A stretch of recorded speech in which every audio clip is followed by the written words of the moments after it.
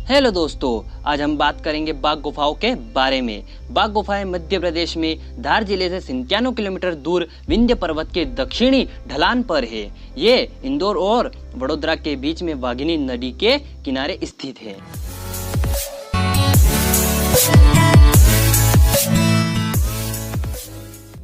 तो चलिए शुरू करते हैं।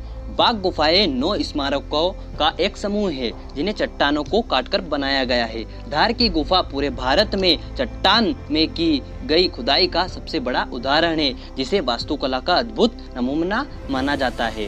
वाघ नदी और वाघ कस्बे के नाम की वजह से इन गुफाओं को वाघ की गुफाओं के नाम से जाना जाता है।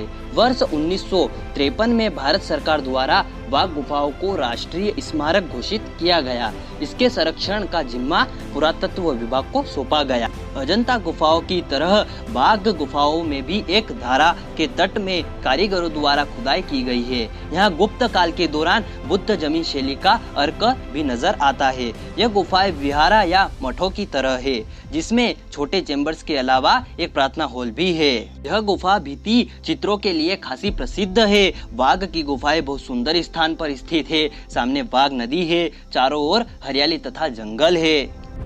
इसमें कुल 9 गुफाएं हैं, जिसमें पहली, 7वीं, 8वीं और 9वीं गुफा नष्टप्राय हैं तथा गुफा संख्या 2 पांडव गुफा के नाम से प्रचलित है, जबकि तीसरी गुफा हाथीखाना और चौथी रंगमहल के नाम से जानी जाती है। इन गुफा का निर्माण संभवतः 5वीं-6वीं शताब्दी ईस्वी में हुआ होगा। 7वीं, 8वीं और 9वीं गुफाओं की हालत ठीक नहीं है। इन गुफाओं की एक विशेषता यह भी है कि इनके अंदर जाकर इतनी ठंडक का एहसास होता है जैसे आप किसी एयर कंडीशन कक्ष में आ गए हों।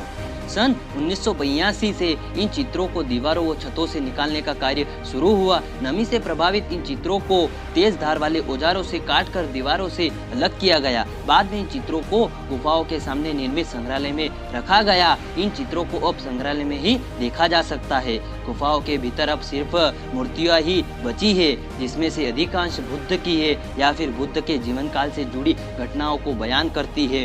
नदी, पहाड़, जंगल आदि के असीमित दृश्य बड़े मनोहर है। चाहे लतावल्ली हो अथवा घोड़े व हाथी, राजा हो या सन्यासी, नृत्य, संगीत हो या युद्ध क्षेत्र, करुण रस हो या श्रृंगार, सभी में कलाकार की सहज कुशलता का परिचय मिलता है।